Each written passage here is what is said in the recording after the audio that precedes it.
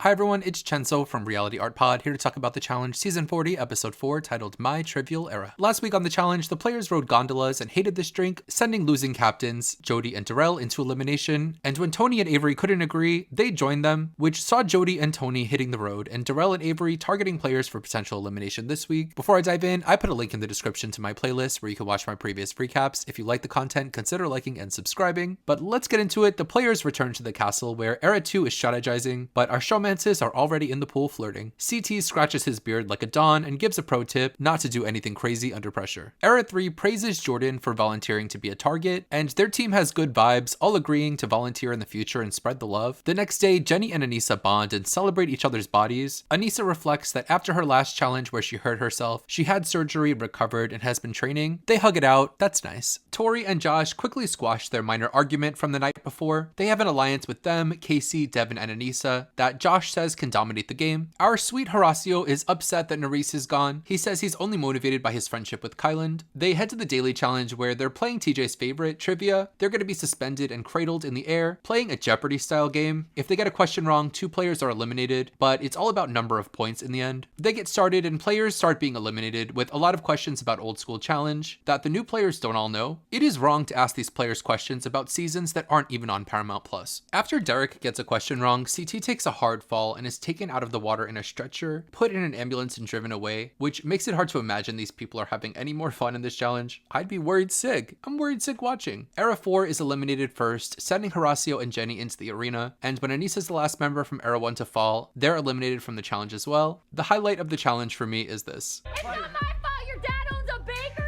In the end, it's Jordan by himself getting a question about Janae on endurance, and the fact that they address Janae being on endurance is insane, complete with a clip of her at like 12 years old. Jordan gets the question wrong, but Era 2 gets all of their questions wrong, sending them into sudden death where Laurel and Jordan are facing off with trivia questions in the sand. Laurel wins and pops off on Darrell. You, Darrell!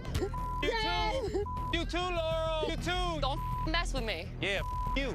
In the process, she says that Darrell chose her over Emily to be a target last week because Emily gives Darrell massages, which makes Emily feel like Laurel has it out for her. So Laurel and Bananas are safe and have to decide between Jordan and Naya and Anissa and Derek K, who will go down to the arena. CT comes back to the house grunting like a pirate. He's, I guess, fine, which is great for Era 1. Later, could it be? They're going to the club, a rooftop where Jordan coaches Naya on how they can strategize their way out of elimination. Corey becomes sus of Jordan because the question that lost the sudden death in the challenge was about his baby mama Cheyenne, who Corey knows Jordan knows because Jordan went to their baby shower. Jordan then gives us a winking confessional about this, insinuating that he did throw the challenge. As a viewer, I needed more than a wink. Did you throw the challenge or not? Emily and Brad make a little wine date area for themselves and cheers to, I guess, being freaky on each other in the shower. Anissa and Derek campaign to Bananas, telling him that the smart move would be to target Jordan and get him out of the game. The next day, Laurel tells her buddy Horacio that she wants to keep him around. Laurel also wants to protect Jordan, and Jordan reminds us that he and Laurel dated, which I didn't remember at all, and Laurel is dead set on sending in Era 1. Era 2 holds a team meeting to try to change Laurel's mind, and she's not listening, frustrating her team. Ryan tells us that between seasons, his friendship with Laurel fell apart, and he feels like she ditched his friendship. In deliberation, Derek lays out a diagram for the winners, pitching that they should keep Era 1 around to weaken Era 3. Naya and Jordan pick allyship, saying they'll help Bananas and Laurel out. Horacio and Jenny don't say a peep. Right before the elimination, Josh volunteers to Jenny to go into elimination if she wins and has to pick targets. Go Josh, so brave. At the elimination, Bananas and Laurel send down Derek and Anissa to face Horacio and Jenny. They'll be playing pick it up. They need to shoot a ball into a track, pick up their jacks, and then catch their ball and put the jacks that they caught into a wall. They have to pick up 40 jacks, and if they miss their ball, their jacks don't count. Up first are the girls, and on first impression, I thought Anissa is effed. They get started. Anissa gets off to a hot start when Jenny misses. Jenny is actually pretty terrible at throwing the ball. Jenny misses multiple times, and Rachel Fitness points out that Jenny has terrible cardio compared to Anissa. The edit really dunks on Jenny, showing every time she stops to breathe. When Anissa's in the background breathing, taking some breaks, it ends up being a real nail-biter between them. Anissa has a shot in her last jacks and misses her ball, giving Jenny the win. So we have to say goodbye to Anissa here, and while I thought she was really going to get whooped in this elimination, she really did put up a good fight against Jenny, who's a beast. The show always always makes it seem like Anissa has something to prove, but she really doesn't. She's proven herself time and time again. Anissa's a reality TV legend and deserves credit for going up against Olympians and literal fitness influencers on the challenge. She came into this season pretty well connected as part of what was mentioned to be a 5-person alliance with Tori, Devin, Josh, and Casey, who really could have protected her. And with this format, Anissa really should have been protected for a while by not being sent into eliminations by the winning teams. It's in everyone's best interest to compete against her in a final. I think Laurel being in charge and trying to protect her ex-boo things really was Anissa's undoing here. I still don't think a main show win is in the cards for her, but I think she should keep coming back on All Stars. And I would like to see Anissa in a strictly social strategy game. I can't believe the traders picked Trishelle when Anissa's right there. Next is Derek versus Horacio. I'd give Derek the advantage because he's an animal and Horacio's heart isn't really in it. And Derek has more experience with handballs. Horacio plays soccer. They get started and they're both beasting it, both collecting multiple jacks. Horacio catches his ball with one hand, which impressed me at home on the couch. Horacio drops a ball, which gives Derek some confidence to try to collect a ton of jacks at once, leading to him fall and hit into his board, which knocks a bunch of jacks out, which inspires CT